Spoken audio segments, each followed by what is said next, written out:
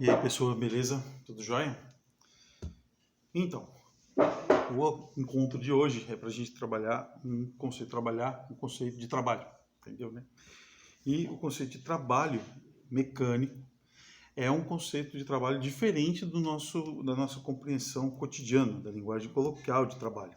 Que, por exemplo, eu estou sentado aqui agora, vou ficar sentado aqui algum tempo trabalhando, ou seja, gravando uma aula para falar para você sobre esse assunto. Mas o conceito de trabalho mecânico ele é um pouquinho diferente disso. Por quê? Porque para que tenha trabalho mecânico, a gente precisa necessariamente que o corpo se movimente. Então ele vai ter que ter um movimento associado a ele. E além disso, além desse movimento, esse movimento tem que ser produzido por uma força. Então o agente capaz de realizar trabalho é uma força, é um ente físico produzindo um deslocamento. Nesse caso aqui, por exemplo, ó, tem uma canetinha aqui, eu coloco na minha mão e no mínimo duas forças eu já consigo identificar, que é a força peso, que está vertical para baixo, e uma força normal sustentando ele, que está para cima. E uma elimina a outra. Digamos que a minha função fosse essa, né? Eu vou ficar segurando a caneta. Eu estaria realizando um trabalho? Sim, eu estaria realizando um trabalho. Porém, não um trabalho mecânico. Um trabalho coloquial, um trabalho na linguagem cotidiana, sim, mas não um trabalho mecânico. Porque trabalho mecânico tem que estar associado a essa força produzir um deslocamento, seja para cima ou para baixo. O que pode acontecer é isso aqui, quer ver? Ó, aí a canetinha está nessa posição, não sei se você está vendo ela aí. Agora eu vou levantar ela, ou seja, a minha mão vai realizar um trabalho sobre a caneta, um trabalho mecânico, que é trazer essa caneta dessa posição até essa posição aqui. Então houve uma força aplicada pela minha mão e um deslocamento associado. Então a ideia do trabalho é isso aqui, né? Trabalho mecânico. A letra que representa o trabalho mecânico já se tentou fazer várias coisas. Já botou W, seu work, né? Uma linguagem internacional, assim, em inglês. Não funciona muito bem. T, de trabalho, aqui no Brasil vai funcionar. Então, o vocabulário grego, o alfabeto grego, ele ajuda bastante a gente. E essa letra aqui, o nome dela é tal. Então parece um 2 de cabeça para baixo, né? Se a gente virar, vai ficar um 2 assim, parece um cisne, parece um monte de coisa, parece um gancho, né? É tal. Então você desenha ela de que jeito? Começa lá em cima e faço uma voltinha aqui assim. E esse tal vai representar o trabalho. Agora eu vou imaginar a seguinte situação. Ó. Tem um bloquinho aqui, apoiado. O que pode ser esse bloquinho? Pode ser um carro, por exemplo. E um carro que vai ser tracionado, vai ser puxado por alguma coisa, ou a roda dele vai empurrar ele para frente, enfim. Ele vai sofrer ação de algumas forças. Vamos começar a desenhar algumas forças aqui. Eu vou desenhar uma primeira força, F, puxando ele para a direita. Vou desenhar uma outra força aqui, representando todos os atritos, todas as dissipações de energia possíveis. Então vai ter aqui ó, uma força de atrito para a esquerda. O que mais? Eu vou desenhar agora uma força peso, deixa eu usar mais cores aqui. Força peso vertical para baixo. E ele está apoiado no chão, surge uma força normal para cima. Beleza. E agora eu quero que aconteça isso com ele. Quer ver? Ó? Eu quero que esse bloquinho ande na horizontal para a direita. Então, o deslocamento dele, a direção de movimento desse carrinho, desse bloquinho, vai ser na horizontal para a direita. Aí eu tenho o quê? Uma força que está a favor do movimento, uma força que está contra o movimento e duas forças que não estão nem a favor nem contra o movimento. E é em função disso que a gente vai definir o trabalho. Veja que quando que interessa para o ser humano entender e criar essa grandeza e inventar uma grandeza chamada trabalho? Na matemática já tinha o conceito. Então o conceito de trabalho que a gente vai ver, a fórmulazinha do trabalho, é de um produto escalar definido lá na matemática. Mas quando que se teve interesse nisso? Na Revolução Industrial. Porque daí não interessa, é óbvio, né? A força que uma máquina consegue realizar, mas interessa saber assim, ó, eu vou construir uma locomotiva, eu quero que essa locomotiva ela se desloque durante 100 km, com autonomia para 100 km. Qual é o princípio de uma locomotiva? Ela é uma máquina térmica.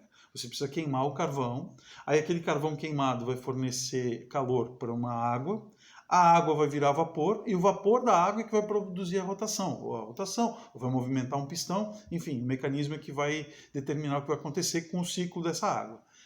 Eu preciso saber assim, tá, quanto de carvão eu tenho que queimar então e quanto de água eu preciso levar para que seja possível ter essa autonomia de chegar lá e em 100 quilômetros ela poder se deslocar sem precisar reabastecer.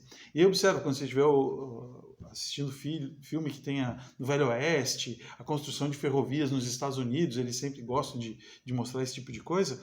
Quando você vai ter uma locomotiva, você tem a locomotiva, que é o que puxa, e atrás tem um vagão todo cheio de carvão, né? Aquele carvão que está ali é justamente a quantidade de energia associada ao processo que você vai executar, ou seja, o processo de rebocar aquele trem todo. E aí vai ter os vagões de passageiro, um vagão de carga, um vagão de, sei lá, de animais. Então você vai tendo vários vagões, mas tem que ter um vagão ali que é para levar carvão.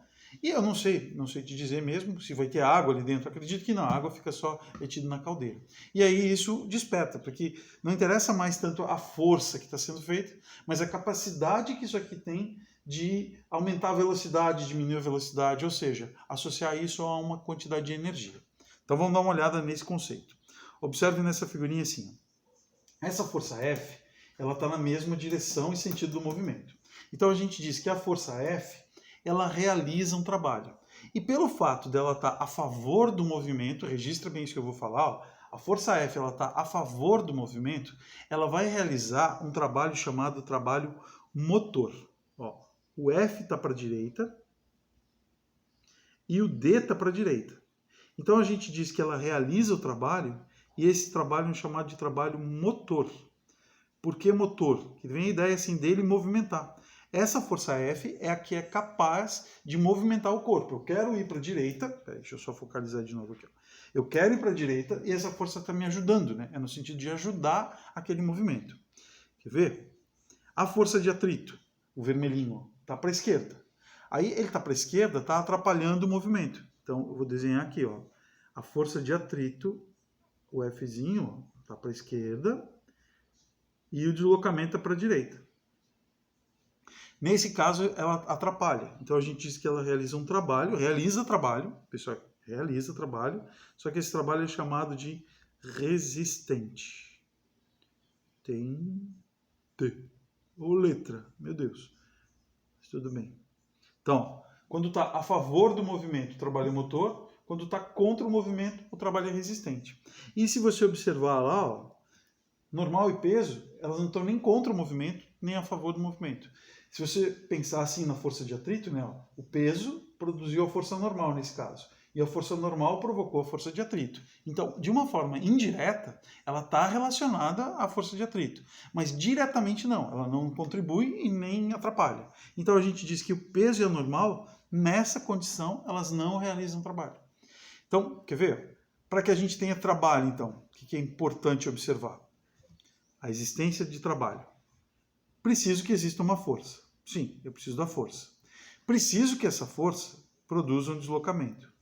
Mas depende ainda de uma posição angular entre os dois. Então, se estiver no mesmo sentido, se estiver no sentido contrário, se for perpendicular, então vai depender de um ângulo. Que ângulo vai ser esse? O ângulo é entre a força e o deslocamento, é que vão determinar se existiu trabalho ou não. Quer ver? Então eu vou desenhar aqui, ó, assim.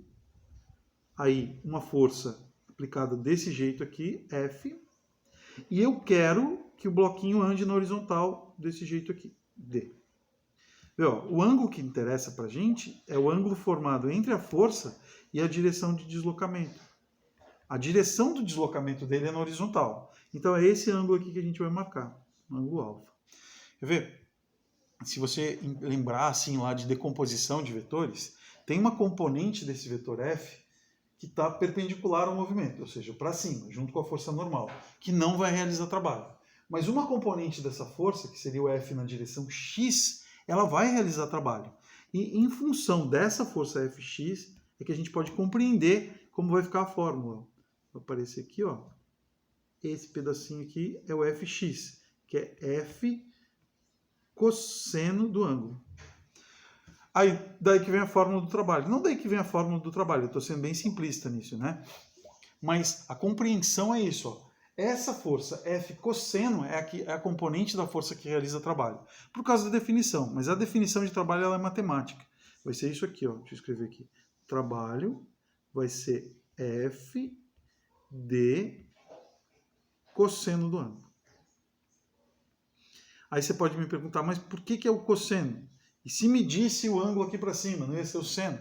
Não. Aí que tá. Não, você tem que abolir isso. Porque isso é uma fórmula pronta que veio da matemática. Força é uma grandeza vetorial. Deslocamento é uma grandeza vetorial. Mas dependendo de como você relaciona esses dois vetores, você pode gerar uma grandeza vetorial ou você pode gerar uma grandeza escalar. O trabalho é uma grandeza escalar. E um produto escalar, ele tem como um dos seus resultados a gente fazer isso aqui, ter o cosseno na expressão. Então, o trabalho é uma grandeza do tipo escalar.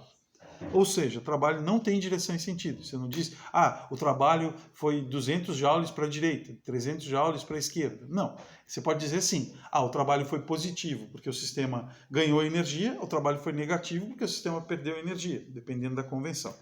Outra coisa importante saber é a unidade. Qual unidade que a gente vai ter? Será medido em joule. Porque o joule, a conceituação melhor do joule, ela aparece lá na calorimetria, que foi o Joule lá, por volta de 1800, que definiu, que descobriu e escreveu a teoria de que o calor não pertencia ao corpo. O calor você poderia fornecer para o corpo ou retirar do corpo. Então o Joule, ele viveu das transformações. Conta a história que a família dele tinha uma cervejaria movida com energia térmica. E ele queria transformar a cervejaria para ela se movimentar com energia elétrica, que estava começando a surgir, e ele era um pesquisador. Não deu certo, é o que conta a história, que não deu certo, o Joule não conseguiu isso. Que bom que ele não conseguiu, porque isso estimulou ele a pesquisar muito, muito, muito, e graças a ele a gente tem conversões de energia. Efeito Joule, você vai estudar em eletricidade também, quando passa a corrente elétrica por um fio, aquele fio aquece. Isso é chamado efeito Joule. Então, graças ao Joule que fez essas transformações. E desde 1800 que a gente sabe que o calor não pertence a uma pessoa, não pertence às coisas, e a gente continua dizendo assim, nossa, como eu estou com calor. Errado, né? Na verdade, você tem que dizer assim, nossa, tá quente aqui, tá frio aqui, mas o calor, ele não pertence, e o Joule foi o cara que escreveu essa teoria, assim, né? Beleza? Então, ficamos com a nossa formulazinha. Trabalho vai ser F vezes D vezes o cosseno, onde esse F é a força, esse D não é a distância, não é o tamanho, é um deslocamento sofrido, anota aí, força, deslocamento e o cosseno do ângulo. Beleza? Agora, a gente pode ter uma situação um pouquinho diferente, que é assim, caso você tenha uma força variável. Então, sistemas com força variável. Alguns alunos falaram que a minha letra ficou melhor com isso aqui. É porque eu não consigo escrever muito rápido. Aí ele não deixa eu escrever rápido, eu tenho que ficar escrevendo devagarinho, assim, né? Tá. Sistema com força variável, a única alternativa que você vai ter vai ser isso aqui, ó. Que você tem um gráfico da força dada em newtons, distância que ele será arrastado, ou seja, o deslocamento dele dado em metros, e a gente tem um gráfico assim, sei lá, essa força variou dessa forma aqui. Dado esse gráfico, como a gente calcula o trabalho? Um macetezinho para o gráfico de física é você fazer o seguinte, ó. Se você for calcular a área dessa figura aqui, é a área de um triângulo, né? Nesse caso aqui é um triângulo. A gente não vai fazer base vezes altura dividido por 2, porque é um triângulo, é a formulazinha do triângulo. Fazendo base vezes altura, olha só, a gente vai fazer Newton vezes metro. Newton vezes metro é o que trouxe para a gente aquele Joule. Ó. Deixa eu olhar aqui para essa fórmula. Isso aqui é medido em Joule. A força medida em Newton e o deslocamento medido em metros. Então, é um indicativo que, pelo menos dimensionalmente, aquela área ali tem a mesma dimensão do trabalho. Então, isso aqui corresponde ao Joule. Como que você vai calcular o trabalho, então, não é de um gráfico? O trabalho será numericamente igual à área. O que é aquele Nzinho ali? É porque aquele N não significa que é aproximadamente igual, é quase igual. É que aquele número que a gente achou ali, você achou aquilo ali, sei lá, 20. Aquilo ali não é metro quadrado, aquilo ali é medido em Joule. E esse 20 Joule, daí vai ser o trabalho realizado. Se a área for embaixo, o que vai acontecer? Mesma coisa. Ó. Agora deixa eu fazer aqui um gráfico. Ó. E assim. Ó.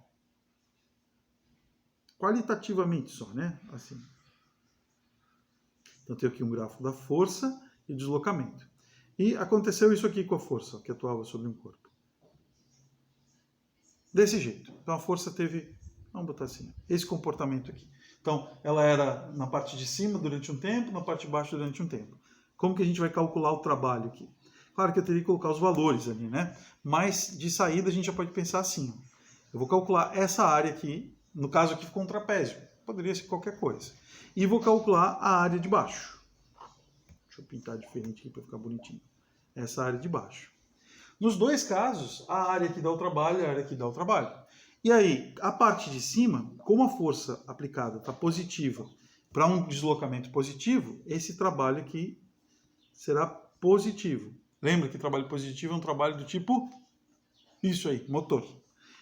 A parte de baixo, a força é negativa, valores negativos, para um deslocamento positivo. Então o trabalho será um trabalho negativo, que é chamado também de trabalho isso aí, resistente. Né? Então, trabalho positivo quando está na parte de cima, trabalho negativo quando está na parte de baixo. Beleza? E a unidade continua a mesma, continua sendo Joule. Agora vamos ver dois casos particulares para calcular o trabalho, que é o caso da força-peso e o trabalho da força elástica. Quer ver? Deixa eu criar mais uma página aqui. Peso. O trabalho da força-peso, primeiro, a força-peso vai ser uma força do tipo conservativa. O que significa ser uma força conservativa? Quer ver? Tanto faz o caminho que eu vou seguir. Eu tenho dois níveis de energia aqui, ó. Um prédio, daí estou no andar no térreo, eu quero subir até o primeiro andar. Então vou botar aqui assim, ó. Aqui é o A e aqui é o B.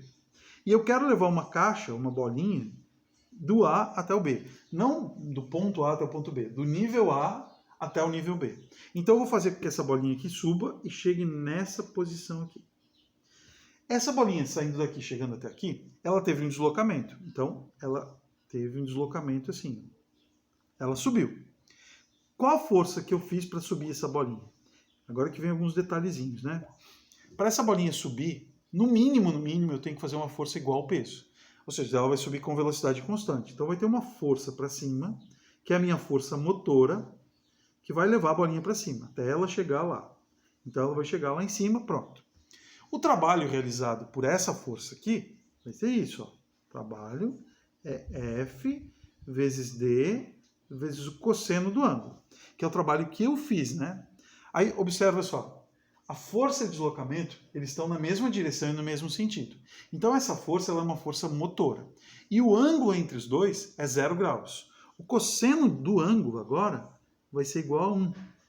Porque o cosseno de 0 graus vale 1. Então, o trabalho realizado pela pessoa, no caso eu que estou empurrando, é F vezes D. Esse foi o trabalho que a pessoa fez. O que o peso fez nesse caso? Quer ver agora? Enquanto estava acontecendo tudo isso com a bolinha e eu estava fazendo isso com ela, a força-peso estava contra o movimento. Tinha um peso para baixo. E esse peso é igual a M vezes G, né?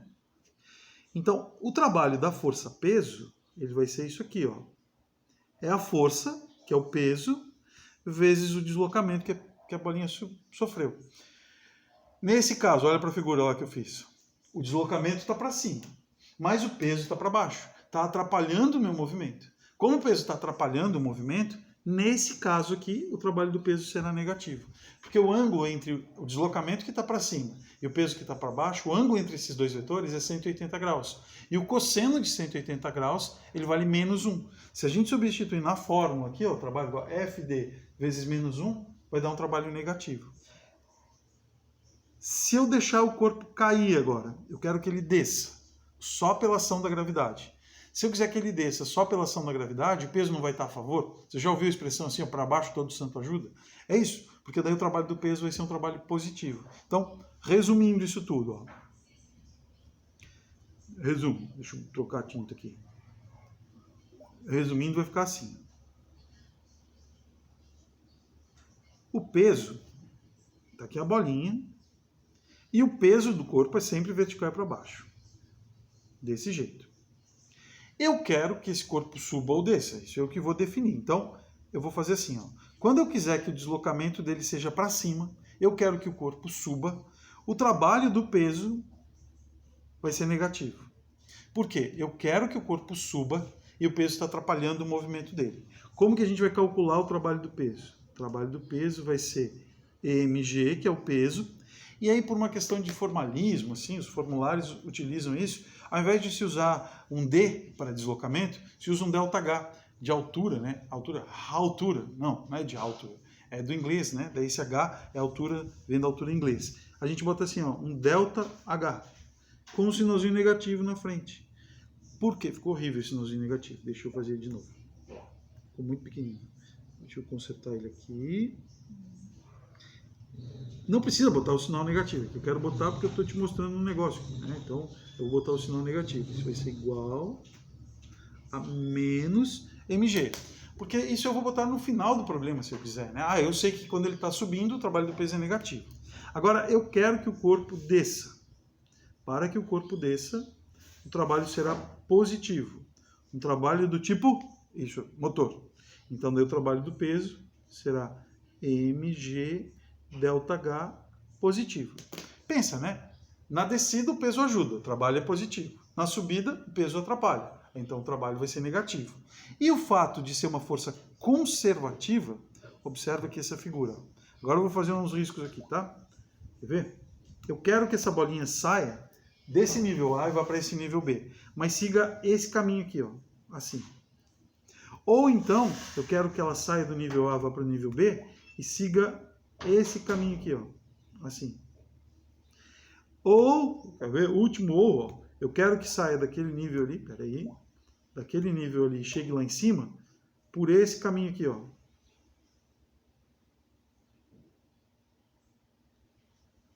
Assim. Pouco importa, porque o trabalho da força-peso, a força-peso é uma força conservativa. Ou seja, o trabalho independe da trajetória. Ele não joga energia fora. Então, se eu quiser sair desse nível para esse nível, isso aqui foi o deslocamento dele. E a força? Foi o peso ou a força que eu apliquei, tanto faz. Quando ele tiver deslocamentos laterais, vai ter uma outra força associada a esse deslocamento lateral. Mas o trabalho do peso só interessa que saiu daqui e chegou até aqui. Então, se eu pegar um peso e levantar ele aqui assim, trouxer para cá, ou se eu pegar ele aqui, trouxer ele para cá, depois para cá e depois chegar lá em cima, o trabalho da força-peso vai ser exatamente o mesmo. O meu trabalho foi maior um pouquinho, né? Porque eu tive que levar ele para um lado, para o outro, mas do peso não. Entendeu a diferença? Então é fundamental isso, saber que trabalho de força conservativa não depende da trajetória. E o peso é um tipo de força conservativa, né? E o outro trabalho que interessa para a gente, que é importante, né? É o trabalho da força elástica. Deixa eu trocar a cor aqui. Nada contra a cor, mas é que fica ruim de ver. Bom, força elástica. A força elástica, se você relembrar lá, você precisa estar com isso na ponta, né? Força elástica que a gente estudou que aparecia numa mola. Aí uma mola podia ser esticada e a força associada à mola era isso aqui, ó. Ela não era uma força constante, ela era uma força variável. Pega aqui a mola, ela está nessa posição assim, ó. Deixa eu treinar minha mola aqui, ó. Aqui. Aqui era a posição 0. E eu trouxe essa mola até uma posição X. Para isso acontecer, eu vou aplicando uma força, que é Kx. Em módulo, ela vale isso aqui, K vezes X. Então, na hora que você vai para uma academia, vai fazer exercício, esticar a borrachinha, vai fazer fisioterapia, estava fazendo para o braço, assim, esticar as borrachas e tal. Então, quando você faz isso, você gasta uma quantidade de energia e volta. A força que você vai fazer, ela vai aumentando à medida que você vai esticando aquela borrachinha. Então, a força vai ser isso aqui, ó. A força elástica, ela vai ser dada dessa forma. F e o X. Que daí o X é a deformação da mola, já é o deslocamento daquela extremidade, né? Se você observar, o tanto que a extremidade da mola deslocou foi o X, que corresponde ao que você esticou. Então, o deslocamento e a deformação da mola correspondem ao mesmo valor. Vai acontecendo isso, ó. Ela tem um crescimento linear. Aqui vale X e aqui vale Kx. Como que a gente calcula o trabalho? Lembra lá? Que é para calcular a área? Então, eu vou calcular a área dessa figura aqui. Que figura é essa? Isso aí, um triângulo. Então, o trabalho vai ser igual à área do triângulo, que é base vezes a altura sobre 2. Trabalho da mola, base, x. Altura, K vezes X. Tudo sobre 2. A equaçãozinha do trabalho vai ficar assim. Deixa eu botar aqui que fica feio. Peraí. Não vai ficar na bagunça de cor. Trabalho vai ser dado por isso. Ó. Kx² sobre 2. Veja como muda, né, a relação. Outra forma daí de se pensar, né?